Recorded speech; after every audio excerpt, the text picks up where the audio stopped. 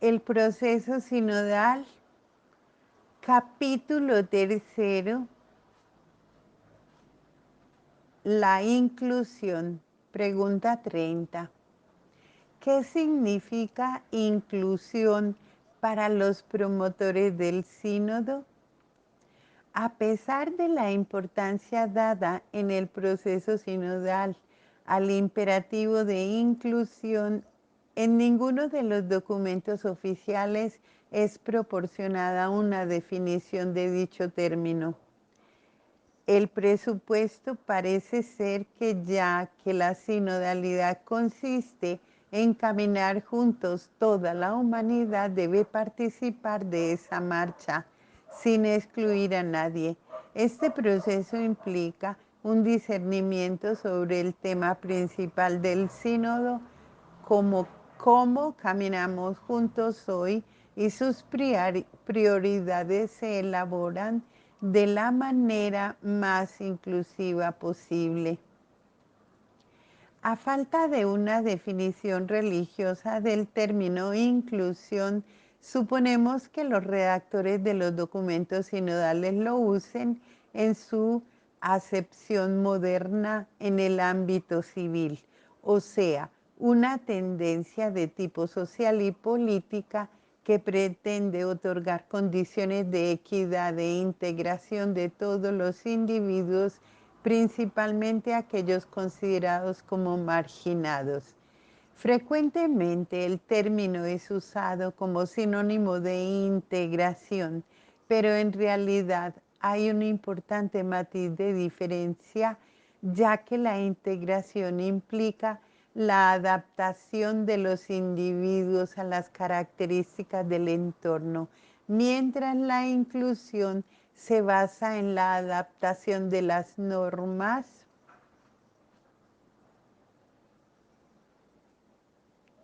políticas y realidades sociales para permitir la incorporación de todos los miembros de la sociedad de manera diversa, o sea, sacrificando la identidad colectiva en favor de la diversidad para aceptar a cada uno como es. Pregunta 31. ¿Qué se esconde detrás de esta propuesta de inclusión?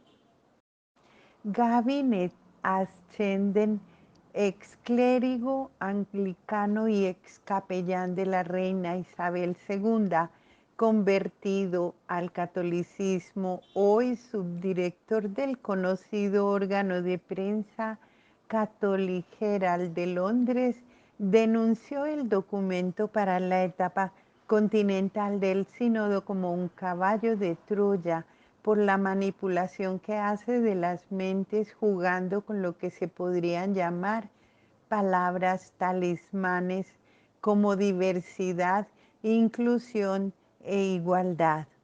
El truco es muy simple.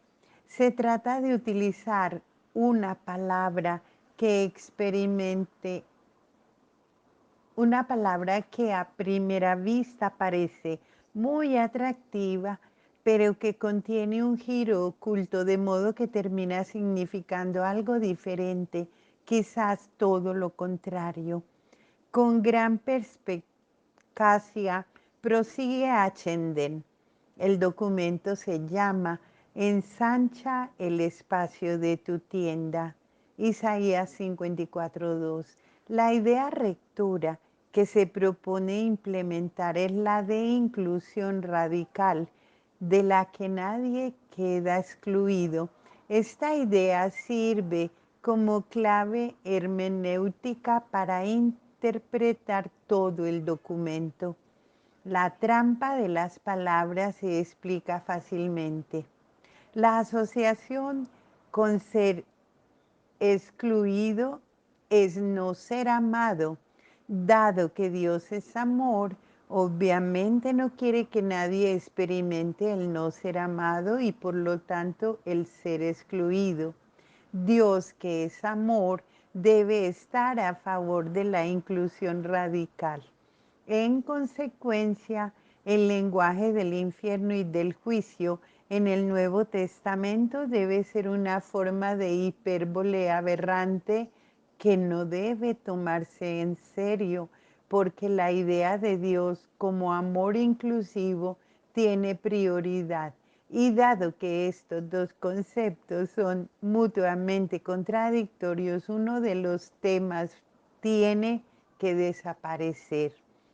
La inclusión se queda, el juicio y el infierno se van. ¿Qué es otra forma de decir Jesús se va y Marx se queda? Esto luego se aplica para anular toda la enseñanza dogmática y ética de la Iglesia. Las mujeres ya no serán excluidas de la ordenación. Las relaciones LGTBQ serán reconocidas como matrimonio. Y entonces la verdadera extensión de la ambición progresista sale a la superficie cuando se sugiere que los polígamos serán atraídos para dentro de la tienda de la iglesia. Sería un grave error no darse cuenta de que la mentalidad liberal progresista quiere cambiar la ética de la fe. Entonces reemplaza las categorías de santidad y pecado por inclusión y alienación. Las raíces de este uso del término alienación se encuentran, por supuesto, en Marx. Pregunta 32. ¿La inclusión radical es la clave para entender el próximo sínodo? Sí, el Vademecum afirma que hay que hacer esfuerzos genuinos para asegurar la inclusión de los que están en los márgenes o se sienten excluidos. Según el documento de trabajo para la etapa continental, la frase que abre el capítulo del libro de Isaías, ensancha el espacio de tu tienda, ofrece la clave de interpretación del contenido del documento, ya que define la vocación de la Iglesia como espacio abierto de comunicación, de participación y de misión, en el que la escucha debe ser entendida como apertura a la acogida a partir de un deseo de inclusión radical.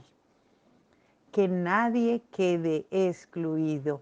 De hecho, la visión de una iglesia capaz de una inclusión radical, una pertenencia compartida y una profunda hospitalidad según las enseñanzas de Jesús está en el centro del proceso sinodal, porque conduce a un camino de conversión hacia una iglesia sinodal que a partir de la escucha aprende a renovar su misión evangelizadora a la luz de los signos de los tiempos para seguir ofreciendo a la humanidad un modo de ser y de vivir en el que todos puedan sentirse incluidos y protagonistas. La necesidad de inclusión es tan radical que las sugerencias para la liturgia de apertura del sínodo en las iglesias locales afirman que debe hacerse un esfuerzo por incluir a los que a veces pueden quedar excluidos, como los miembros de otras profesiones cristianas y otras religiones. Pregunta 33. ¿Esta inclusión radical cambiará las estructuras y las doctrinas de la Iglesia? Sí.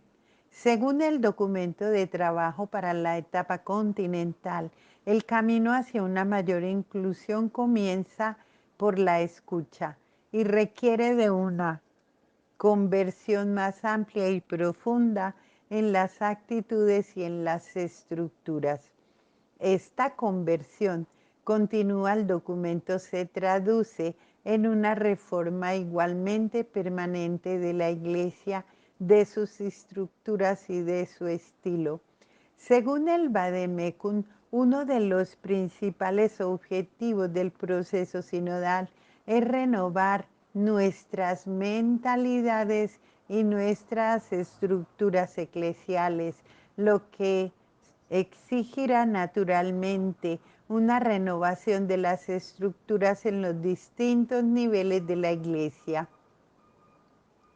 Observa con razón el conocido canonista y analista religioso americano, el padre Gerald Murray, que la inclusión de estas minorías marginadas tendría como inmediata consecuencia descartar las enseñanzas que contradicen las creencias y deseos de quienes viven en segundos matrimonios, adúlteros, hombres que tienen dos o tres o más esposas, homosexuales y bisexuales, personas que creen que no son del sexo con el que nacieron, mujeres que quieren ser ordenadas diáconos y sacerdotes, laicos que quieren para sí la autoridad dada por Dios a los obispos y sacerdotes, y concluye: es evidente que se está produciendo una revolución abierta en la iglesia de hoy,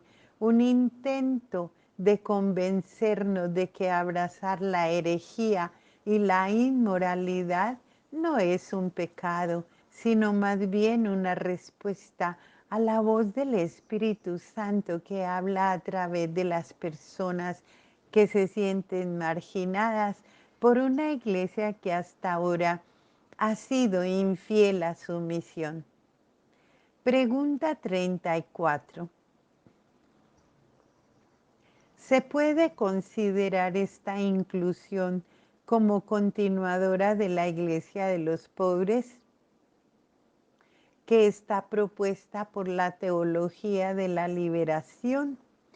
Sí, desde hace décadas los teólogos de la liberación habían comenzado a ampliar el concepto marxista de pobre, o sea, aquel desposeído materialmente, para incluir cualquier categoría que se sintiese oprimida, mujeres, indios, negros, homosexuales, etc. La síntesis de la fase continental para América Latina y el Caribe, fuertemente influenciada por la teología de la liberación, replantea la vieja idea de iglesia de los pobres o iglesia popular a la luz del camino sinodal.